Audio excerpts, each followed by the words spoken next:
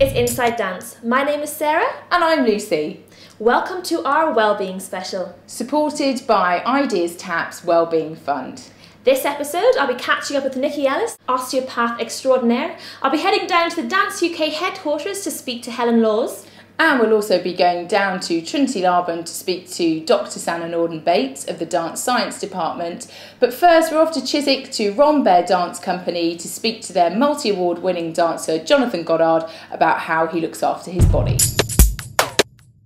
So I've known you for a long time as a dancer, and you're one of those dancers who I've really taken note that you take a lot of care with your body. Yeah, I spend a bit of time on my body before a class, so I never go straight into a class if I can possibly help it. I would get up a little bit earlier so I can just have that hour in the morning. I stretch my butt and I stretch my thighs and I open up my hips because that's what I need to do. Yeah. And I do a lot of lifting, so that kind of really makes this all kind of tight around here. Yeah. But for a ballet class it needs to be loose, or a contemporary class even.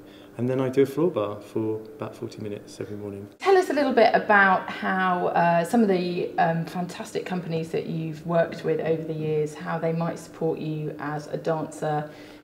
It's been quite interesting actually, because my career has sort of spanned the research that Dance UK has done into dancers' health. So I've really felt that impact of the work that they've done and how it's been taken on and how it's not been taken on by companies. At Rambert, it's good because we have more dancers, better funding, better facilities. It's definitely improved over time. So I think Dance UK has really done some amazing work in that field. So as a final question, have you got any advice to give other professional dancers either in training or out there? Different bodies take different sorts of regimes. So if you have a large amount of flexibility, that also takes some sort of regime. So you might need to strengthen. I've met many people who seemingly have a perfect physique, but actually they have to work in an opposite way to strengthen all their joints and things like that. So I think the general advice would be to find something that works for you and find something that's not class. Go elbow down.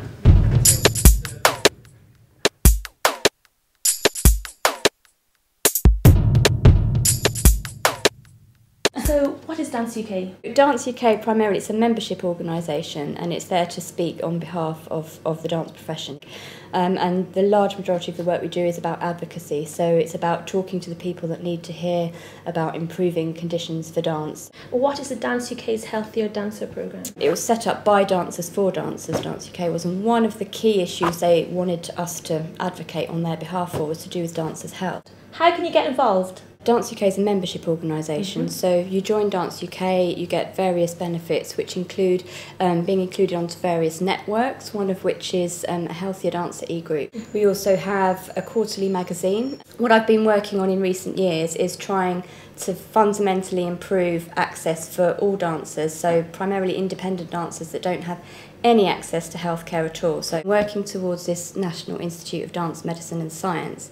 The long-term vision is that we have hubs throughout the country where dancers can access medical care, physiologists, dance scientists as well, nutritionists, psychologists, all different multidisciplinary practitioners under one roof. That's the vision. Cool. The first step coming up next year is we're going to open a new dance injury clinic at the Royal National Orthopaedic Hospital in London. Oh, nice. So that will be an NHS-based specialist dance injury clinic free for all dancers. So that's the next big thing. Hey. Well, thank you very much. Thank you. We're here at Trinity Laban to speak to Dr. Sanna Nordin-Bates of the Dance Science Department, where her team have done some groundbreaking research on the National Dance Centres for Advanced Training students. Dance science is a relatively new subject.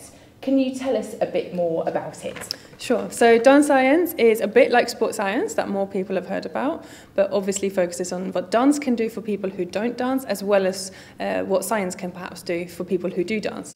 We're aware this year that you've completed a major groundbreaking research project on the National Centres for Advanced Training students. What did that involve? We've met with dancers from 8 of the Centres for Advanced Training across England, and that's come up to a total of just under 800 young people. We have gone round to them to do some psychological things, like questionnaires and interviews in particular, We've also done fitness tests and other physical tests. How do you see that impacting the industry? So we launched our findings here at Laban at the end of October this year, and a range of people came to that. We're talking about talent development in dance, well-being in dance, injury in dance, fitness in dance, a bit more widely. But in particular at this launch, we also released our report, and although that was a hard copy report that is available if someone wants the book version, it's also available free for download on the website. What would be the top 2 tips you'd give any young dancer who wants to train healthily? We tend to talk about training healthily from a physical point of view, what to do and what not to do with your body, but from a psychological point of view, a major factor is compare yourself to yourself. Think about you and your progress rather than looking over your shoulder the whole time. It won't do you any good in the long run, and it's far less fun. The second one, I'd say, maximise your enjoyment in dance. Hard work may not make you laugh, but it should give you that sense of satisfaction and sense of progress and that you're going somewhere. So now we know what dancers do to stay fit and healthy, but what can dance do for the health and well-being of the average person? I'm here at Natureworks to talk to Nicky Ellis, who is a celebrated osteopath and dance artist, to find out. So we're aware you work in a variety of dance contexts. What can you say are the positive benefits that dance can give to the average person? Well, aside from all the normal stuff like flexibility, it gives you strength, coordination, balance, works on your core, all the things that classically everything else does. What I love about dance and what makes it unique is that it really does move the body in so many ways that many other things just don't. So what are the most common injuries you'd find in the dance studio? Most of the things I see are small things like somebody landed and sometimes a bone will slightly shift a little bit in their body, not massively, but they often describe it as something just doesn't feel right. Often same with hips, usually feet, hips and knees. And so much of it you can usually deal with yourself. So from putting a golf ball into the sole of your foot to try and roll it out, putting tennis balls in your glutes, in the back muscles, can really help ease things out. Lots of people have got foam rollers, but they're impractical to carry around. A lot more painful, but a lot smaller is a rolling pin. And so when you're teaching classes that aren't necessarily professional dancers, how would your medical knowledge inform your teaching? From really simple things. So most people work at desks now, and so when I'm teaching a dance class, I'll talk about the posture that's used at a desk, and then we'll look at how you open the body away from that, or strengthen things up so you don't fall into the classic everything's in front of me posture.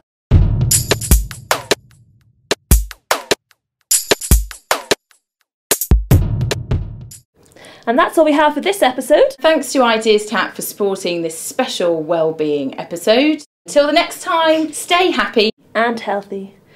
Right, Nicky, that's good. There. Ow, can you feel that? Ow! Yes, good. Yeah, that's good.